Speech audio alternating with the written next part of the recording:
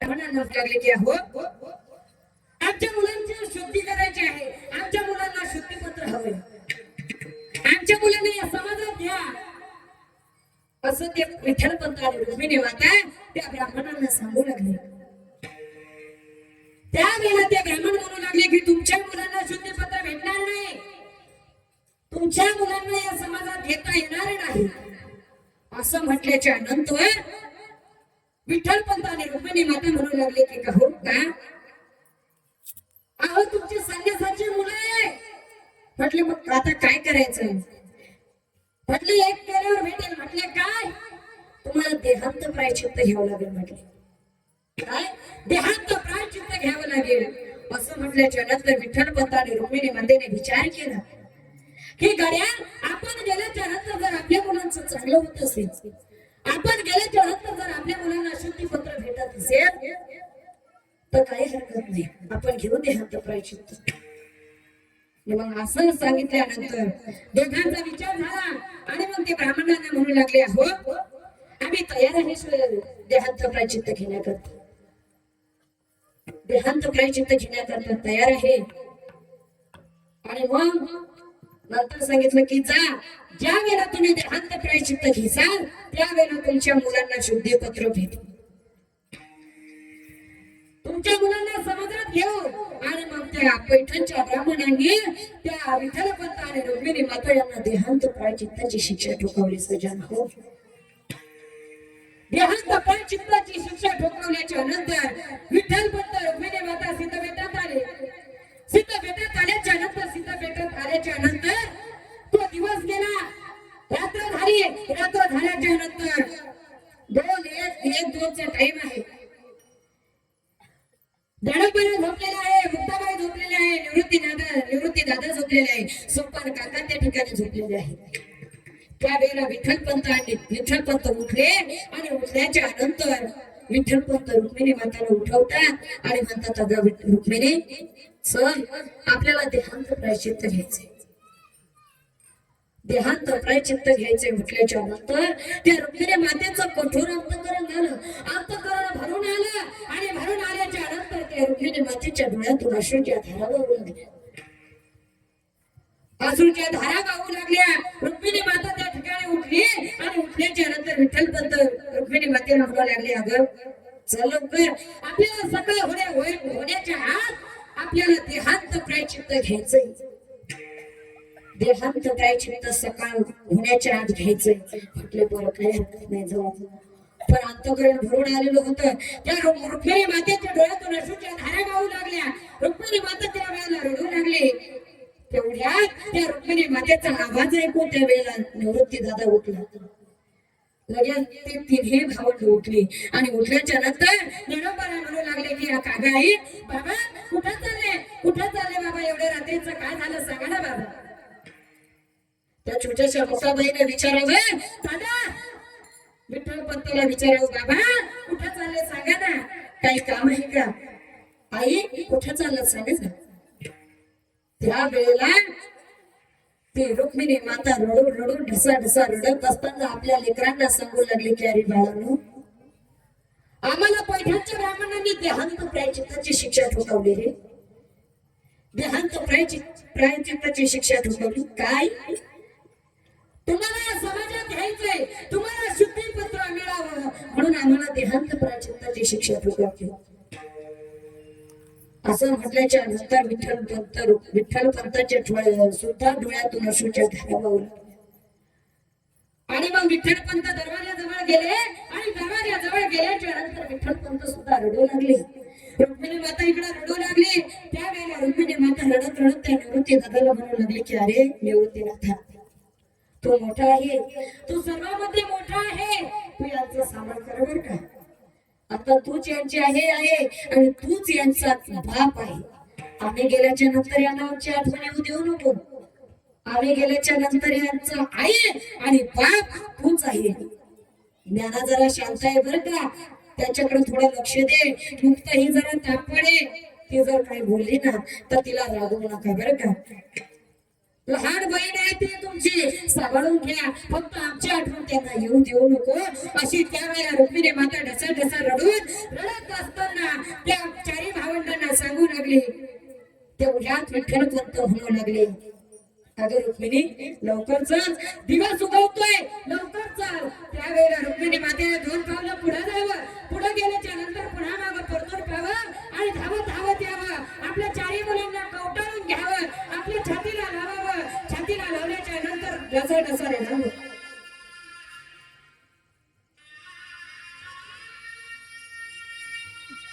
असं रडत रुक्मिणी माता रडू लागली.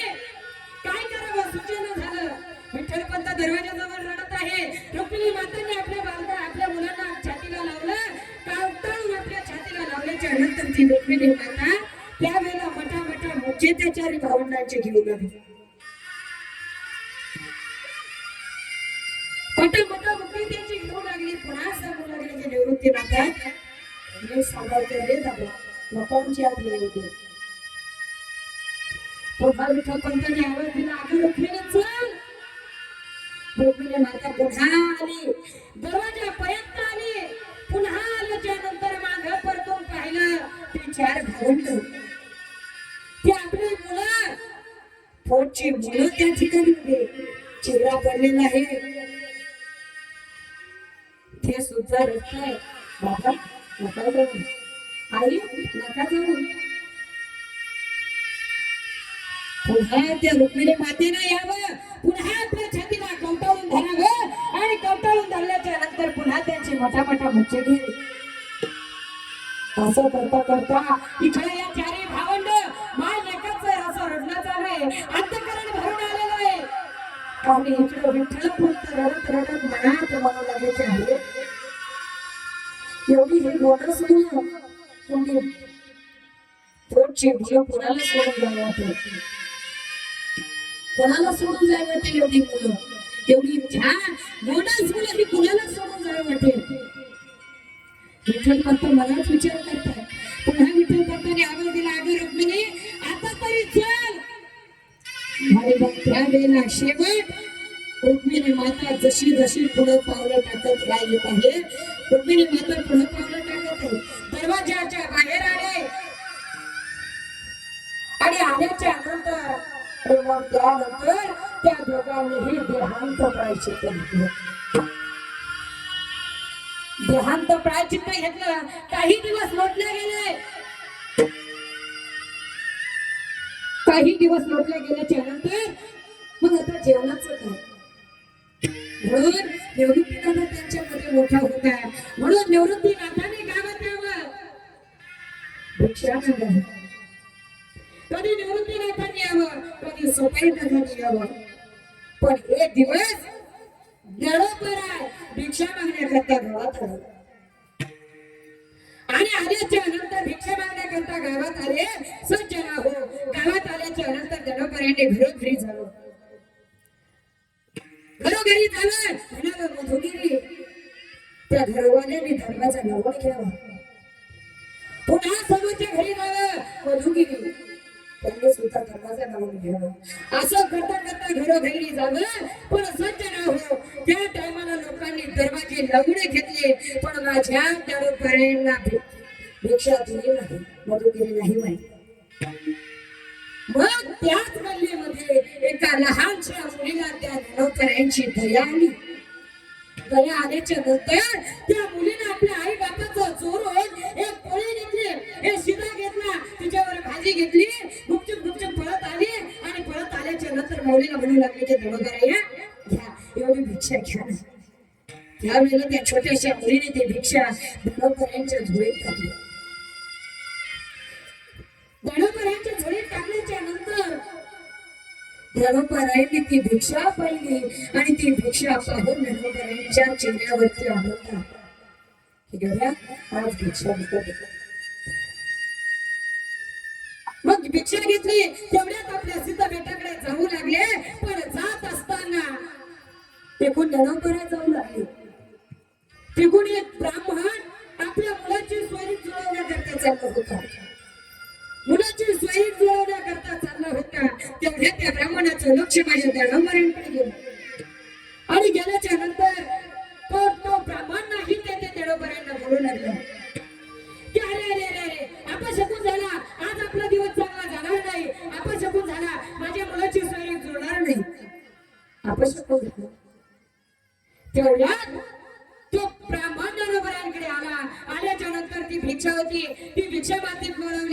चिडवली आणि त्या ज्ञानोबाईंना म्हणू लागला, कार्यकर्त्या कशाला आला? सकाळी कोणी भेटलं नाही का? अरे तुझ्यामुळे आता आमचा दिवस वायाला जाईल रे, अपशकुन झाला. म्हटले काय झालं काका? अरे पापी तुम्ही संन्यासाची मुलं आहे. अरे तुमच्यामुळे इंद्रायणी बाटली, तुम्ही त्या इंद्रायणीमध्ये स्नान करता, ती इंद्रायणी सुद्धा बाटली. एवढंच नाही तर आम्हाला तुम्हाला पहिलीच्या नंतर सच स्नान सुद्धा करावं लागतं. सच स्नान म्हणजे काय? आपण एखाद्याची मौत करतो आणि तिथून आल्याच्या नंतर जे आपण सगळं बाहेर काढून ठेवतो आणि मग जे स्नान करतो आंघोळ करतो त्याला सच स्नान म्हणतात. तुम्हाला पहिल्याच्या नंतर आम्हाला सच स्नान करावं लागतं. अरे तुला हा दिवस उजाडला होता का? माझ्या समोर आला का? अरे माझ्या मुलाची सोयरी नाही जुळणार रे आता. कशाला आला? अरे जा कुठेतरी. कशाला हे काळं तोंड दाखवतात? नाही ते बचत बरोबर आहे ना. तो ब्राह्मणालाही तेथे बोलू लागला आणि मग बोलू लागला तेवढ्यात तो असा वाईट बोलला की अरे तुमच्या मायबापांनी जीव दिला, तुम्ही कशाला थांबले? तुम्ही सुद्धा द्या जीव. आणि मग त्यावेळेला तो ज्ञानोबाला म्हणू लागला की अहो काका, ज्या काही शिव्या द्यायच्या असेल त्या मला द्या ना, पण माझ्या आई वडिलांना नका देऊ ना. जास्त शिल्लक बोलतो का? त्यावेळेला असं म्हटल्याच्या नंतर त्या ब्राह्मणाने ज्ञानोबाईंच्या एका कानाखाली कणा दिशी वाजवली. त्यावेळेला ज्ञानोबाई रडू लागले आणि रडत सिद्ध भेटत आले. रडत सिद्ध भेटत आल्याच्या नंतर आपली कुटिया होती त्या कुटियामध्ये गेले. कुटियामध्ये दरवाजा लावला आणि आतमध्ये जाऊन बसल्याच्या नंतर रडू लागले. तेवढ्या तिकडं मुक्ताबाईंना ध्यान आलं की अरे त्या दादा सकाळपासून गेला पण अजून काही भिक्षा घेऊन आला नाही. नेमकं कुठे गेला? माझ्या दादांना कोणी काही बोलत नसेल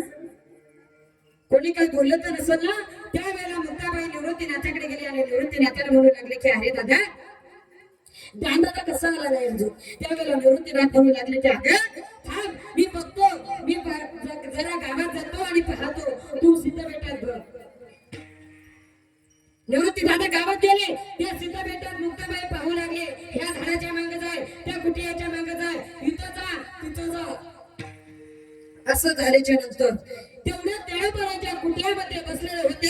ती मुक्ताबाई त्या कुटियाच्या आसपास पाहू लागले. तेवढ्या ज्ञानोबाईंचा रडण्याचा आवाज त्या मुक्ताबाईला गेला आणि गेल्याच्या नंतर मुक्ताबाईला वाटलं की बाबा अरे माझा ज्ञानदादा रडतो, याला नक्कीच आज कोणतरी गावात ज्ञानदादा रडतो. ती छोटीशी मुक्ताबाई सज्जन हो त्या कुटियाजवळ जाते. दरवाजा टोकल्याने ज्ञानदादा बाहेर येणार. ज्ञानदादा काही चुकलं का सांग ना दादा, माझं काही चुकलं का सांगणार आहे का? त्या गावातील काही लोक बोलले सांग ना दादा. कारण तो सांग ना. त्यावेळेला ज्ञानोबाला रडत म्हणू लागले की अगं मुक्ता, आपल्यामुळे जर यांची इंद्रायणी वाटत असेल, आपण जर आपला चेहरा जर यांनी पाहिला आणि त्यानंतर जर यांना सचोट स्नान करावं लागत असेल, यांची आनंदी जर वाटत असेल ना, तर आजपासून मी या जगाला तोंड दाखवणार नाही. त्यावेळेला मुक्ताबाई म्हणू लागली अरे दादा कोणाचा राग धरून बसला? दादा असं राग धरून बसत नसतात. जाऊ दे सोडून. दादा मला एक सांग, जग जर विस्तार झालं ना तर संसारनी पाणी झालं पाहिजे. म्हणून दादा